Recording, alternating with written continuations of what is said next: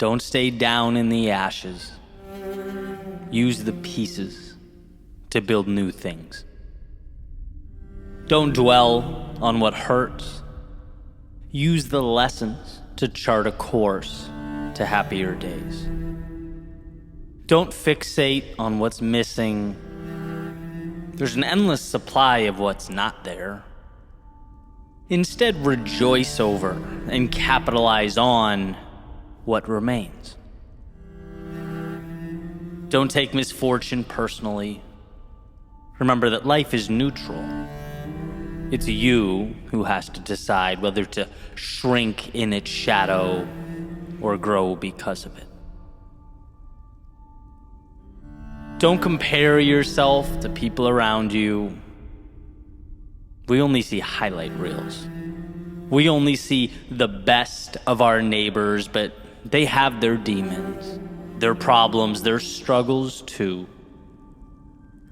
Instead, compare yourself to who you were yesterday. That's the only worthwhile benchmark. Don't exhaust time wishing you had someone else's gifts or natural abilities. Sure, they have theirs, but you have yours too.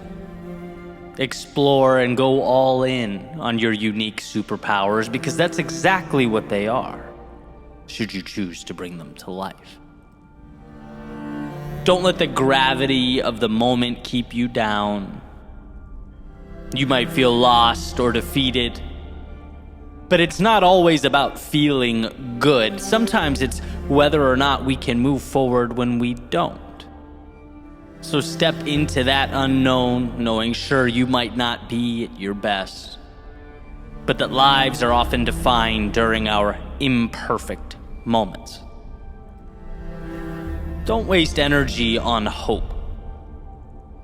The future's a construct, an idea that you have no control over, and that will make you its slave if you allow it to. See the value of right now. Right now, you have the power to change, adapt, evolve, to make things happen. Right now is all you'll ever have to control. Build, tear down, retreat, advance, follow, or lead. Everything is a choice. Life provides the components to go up or down, left or right. It's a perpetual fork in the road.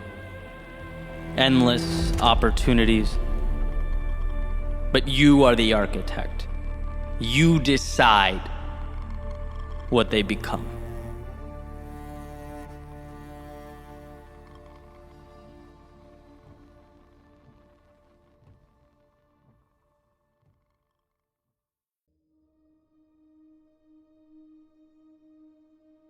What exactly are you afraid of?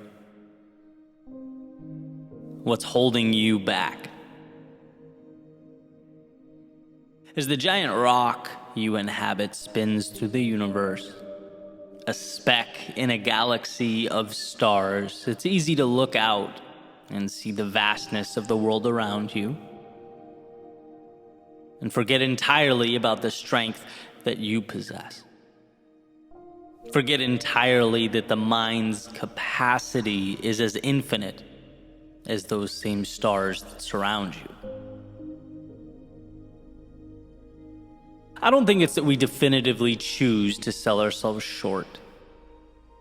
I think we simply lose sight of the fact that we have a say in the matter to begin with. Our fears keep us wishing. Our insecurities keep us hoping. We stay standing still when we should be moving forward. But truth be told, our pain comes from not doing, but wishing that we did. It's no coincidence that the more we fail, the more we realize life is a game that expands as we push. The power of making mistakes isn't the mistake itself, it's that when we get back up and brush ourselves off, our cognitive mapping of the world changes. We see that we can step out a little further.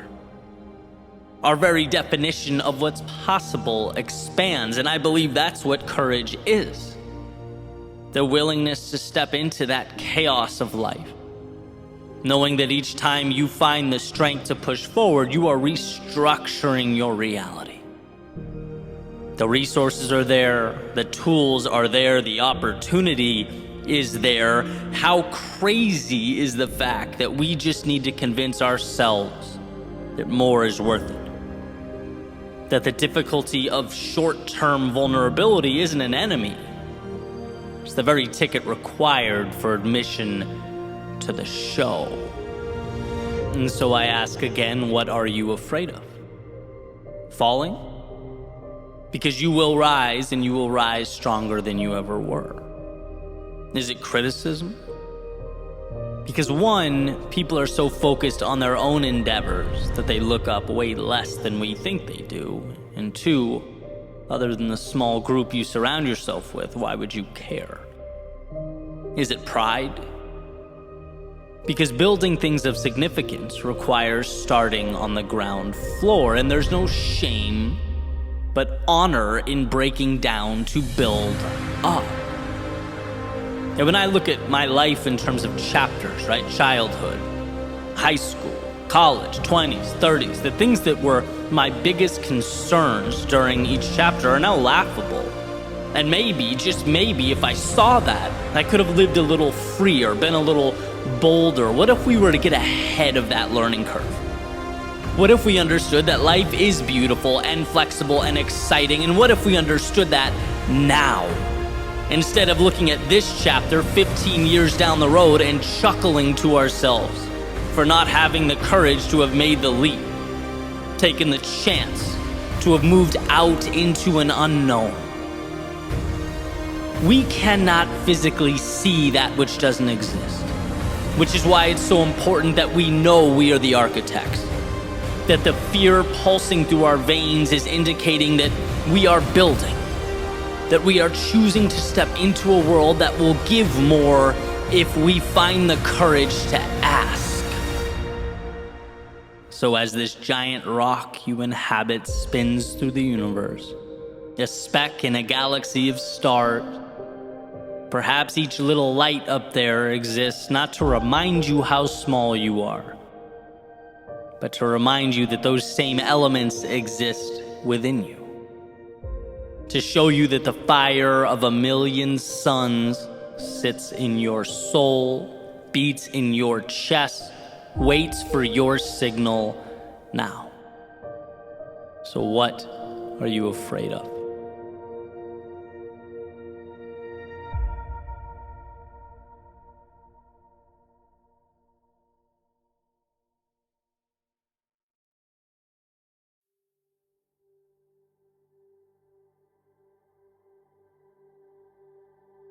The little E on the car dashboard reminds me that I'm pointed east. As I sit at the red light, perpendicular to Ocean Ave, staring out at the water, this is it. This is as far as I can go. There are no more streets or towns or cities. There can't be any more stops along the way, just miles and miles of ocean. And it's interesting for me to think about all the changes I've made up to now, growing up outside of Los Angeles on the opposite coast, relocating again and again, sometimes very targeted, methodical moves, sometimes just for the sake of change, but always moving, always going. There's a saying that wherever you go, you take yourself with you, right? You can change the scenario, the circumstances, the surroundings, but ultimately, you can never outrun yourself. You are accompanying you on whatever journey awaits. And it's often not until you run out of real estate, until there's no more road or options, that you're forced to look in the mirror and acknowledge that it is you who must change. It's you who must evolve and become that person that you need you to become. And that can be a scary thing. After all, anyone can get in a car and head east. Anyone can point the compass away from the chaos of now. Move away from their demons. But how many of us can find the strength to look those demons in the eye? How many of us can make ourselves bigger than what attempts to weigh us down? All of us can, but how many of us do? Are we running to something or from something? Because there is a difference, and that difference is not small. One of my favorite speakers, Jim Rohn, when referencing our journeys through life, our push to make more of ourselves, he essentially said, it's not what you get at the other end. It's who you become along the way. And I think, like everyone, I've forgotten that from time to time over the years, forgotten that value is not simply in going, but in becoming, in the courageous little steps that accumulate over time.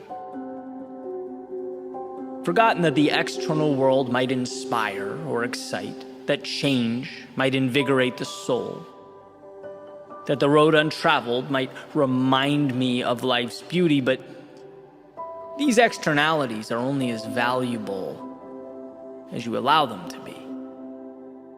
They're only opportunities if you decide them to be so.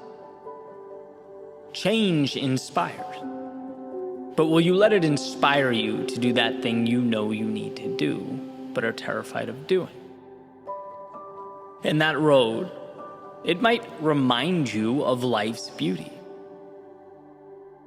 But will you let that reminder be your invitation to share your own beauty with the world, whatever that means for you?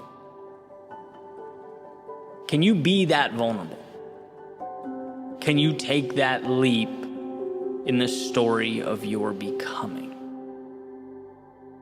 See, it is incredibly easy to look out at the world and pinpoint its flaws. All those little problems and imperfections, they tend to jump out at us. But can you identify what you, yourself, need? Can you be courageous enough to ask those questions of yourself?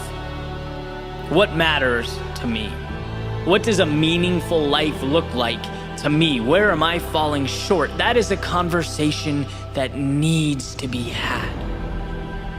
And it needs to be had often. Otherwise, we will drive and drive and drive until we hit water and are forced to ask that question.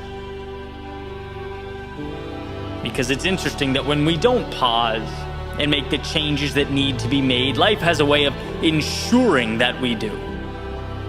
But when it's mandated by life, it tends to be a lot messier, a lot more chaotic. At least than when we make the decision ourselves. But either way, we cannot run forever. Either way, we must step into a new pair of shoes and learn to walk confidently with them into the night. There are plenty of little mantras floating around out there, little pieces of advice, and perhaps it's best for us to weigh them each individually, see what meets our needs and fits our criteria. After all, life is not one size fits all. But one of my favorite among these is to do one single thing that scares you every day, and I'll tell you why.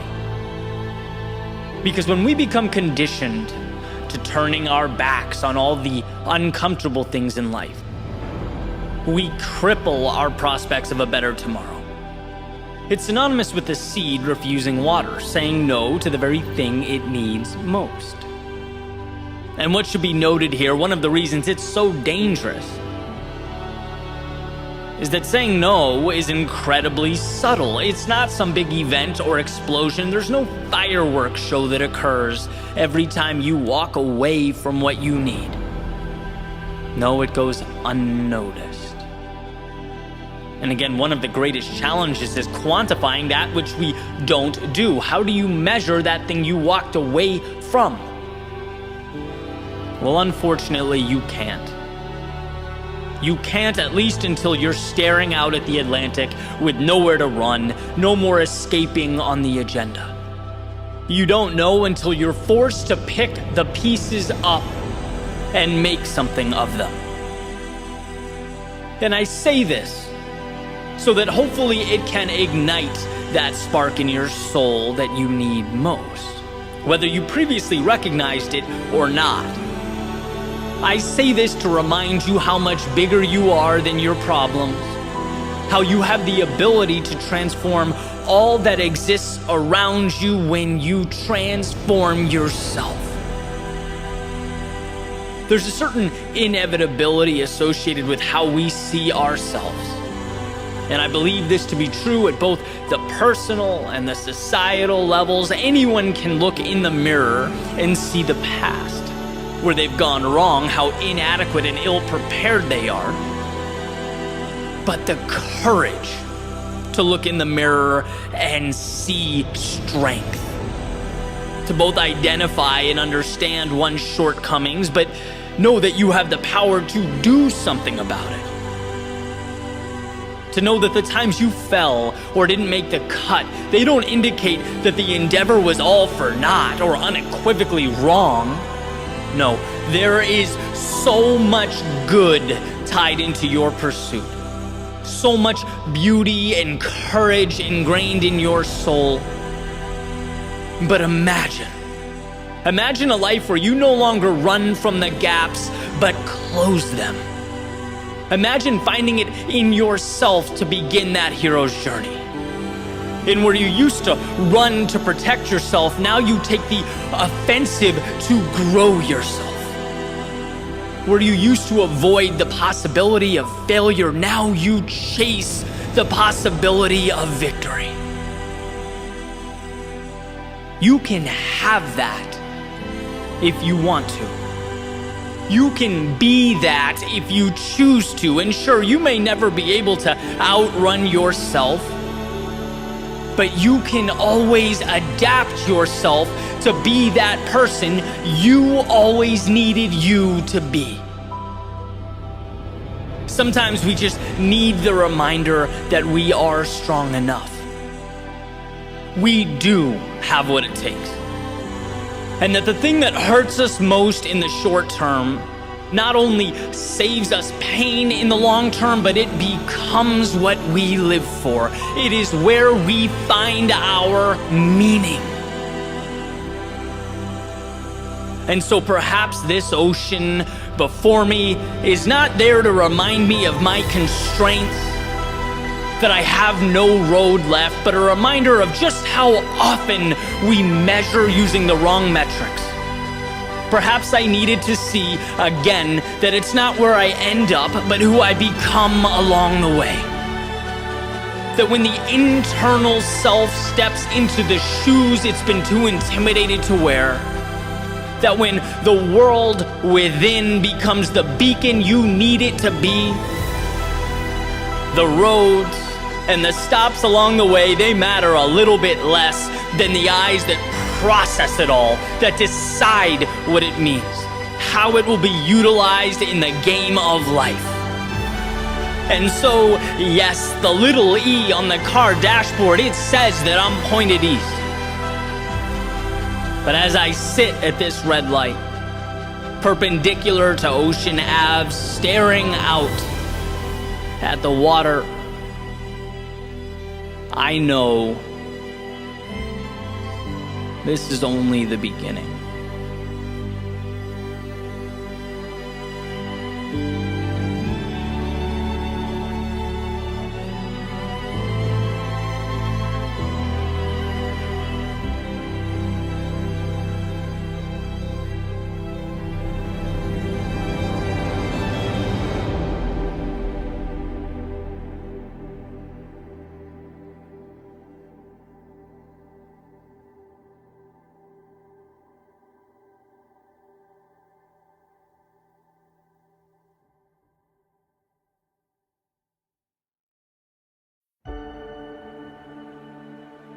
I once heard a metaphor that our existence is like standing behind a curtain with tears or holes, and reality becomes which holes we decide to look through when we're peering out at the world on the other side.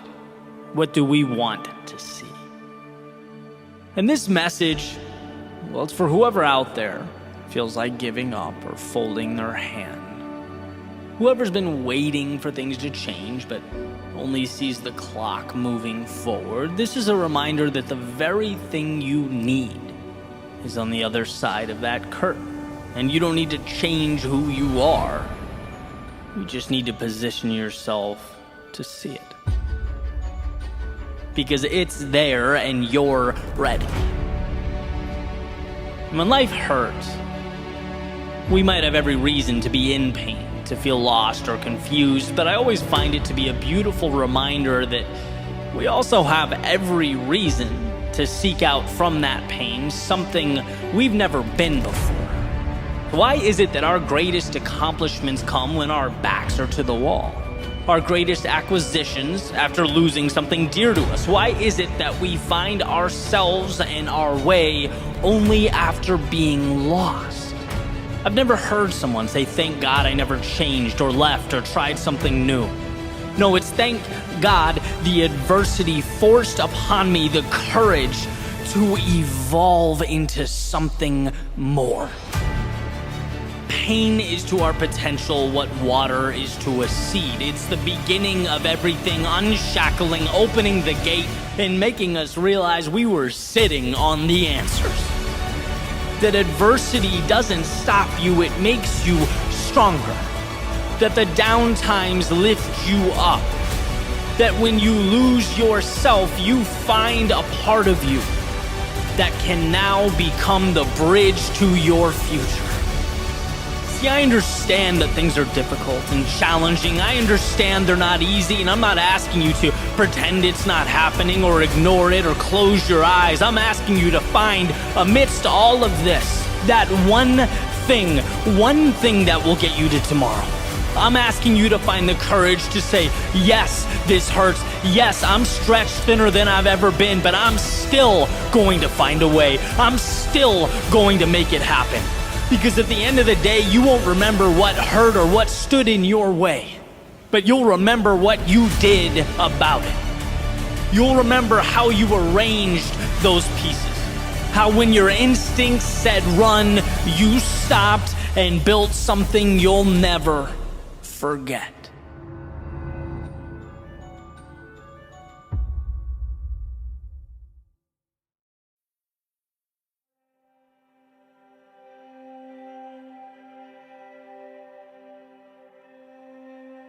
A life well lived is a dance between having the strength to walk away and having the courage to go all in.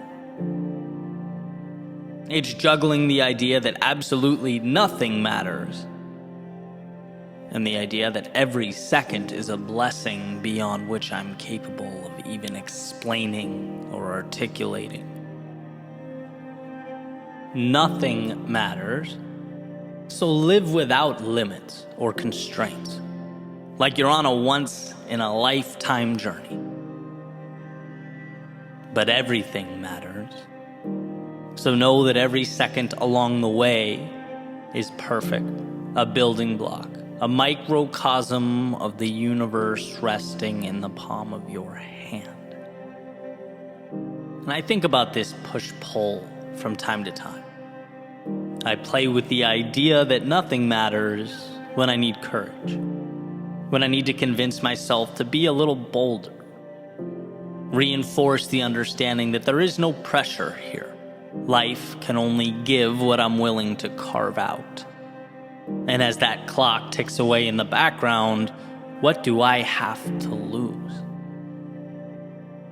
As Mark Twain put it, it's the things we don't do that we come to regret. And then on the other side, when I need a little discipline, I play with the idea that the little things are everything. After all, two things can be true at once, and the details matter a lot. For me, getting up 2 hours earlier does make a difference. That pushing a little harder will add up. The little things become everything. And painting that portrait that had been tucked away in my imagination, well, that's done one very real, very tangible brushstroke at a time. It's participating in that dance between nothing and everything, the real and the imaginary. But for the time being, let's leave those very important little things and focus on the divine big things. Those nothings that with some vision and concentrated effort become some things. I have a friend that says to me all the time, nothing matters. And not in a nihilistic, throw your hands up and stay inside until the end of time type way. But in a way that poses the question, why wouldn't you risk it all? Nothing matters. Why wouldn't you risk seeing how far you could push, how long you could run, how much you could become? Because maybe, just maybe, this whole thing isn't as serious as we'd like to think it is. And instead of feeling confined and scared, what if you felt alive, blessed to even be here? And I think realizing that we build these imaginary boxes around ourselves and live within them is a huge step. That awareness that we spend so much time reaching out for things that will save us, when in reality we simply need to set ourselves free. We need to open the gates, build bridges to the infinite opportunity that surrounds us. And when I think about this, a feeling that still comes to mind, feeling I had after 2K tests in college. Those of you that have been on the rowing machines, I'm sure you get it. But if not, picture a feeling similar to an all-out sprint for roughly 6 or 7 minutes, depending on when you cross the line. And when it was over, after I'd finished picking myself up, I would just sit in the hallway, cherish the feeling of being done. Right after pushing my body to its maximum, I'd appreciate the nothingness, the same nothingness that I'd never pay attention to at all otherwise. But in that moment, it was everything. What a gift. As you regain your composure, as your heart rate comes back down to earth, to just be still. And I still love that feeling after physical exertion, the reminder to just be thankful for a moment of serenity, a reminder that life can and will inflict upon us these periods of absolute chaos, of turbulence. And often they're very necessary. They harden us, they shape us, but they also remind us to appreciate their absence. Same thing goes, and a lot of you, I'm sure, will be able to relate to this, for something like a headache or a migraine. When they come and go in my life, it's like the second a brutal headache dissipates, that nothingness is the greatest gift I could ever imagine. The absence of pain, infinitely more valuable than any tangible acquisition.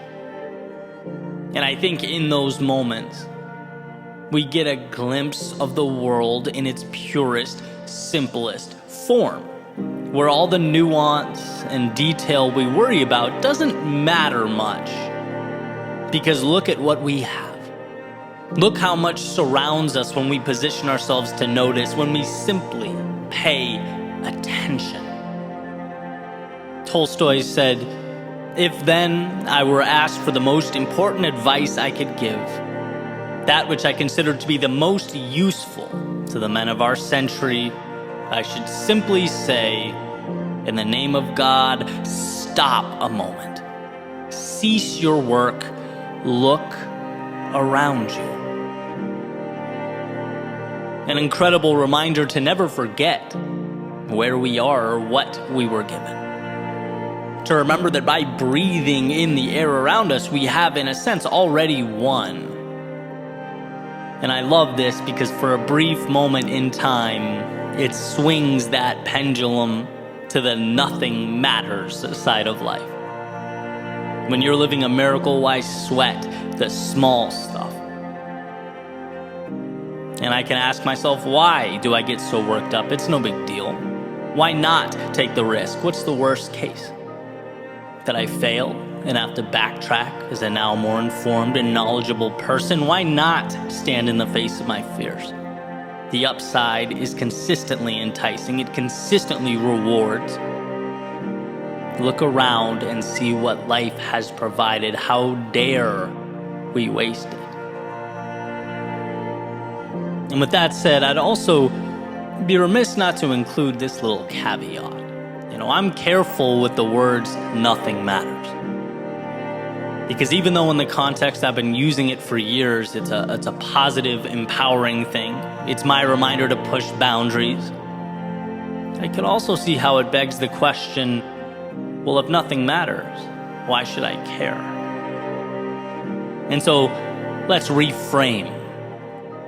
Because it's not that nothing matters, it's that nothing outside the scope of your worldview matters. It's the acquisition of freedom, addition by the subtraction of all those externalities we let hold us back. Because you know as well as I do, it's not really the externalities that shackle you. It's your thoughts about them. So open the gate to your mind, let the detrimental out, and keep the necessary and the ideal in. Nothing matters if it doesn't align with your values and your destination. I know I say in every video, speech, podcast episode that we are the authors of our own stories. And it's because we craft our nothings and our everythings.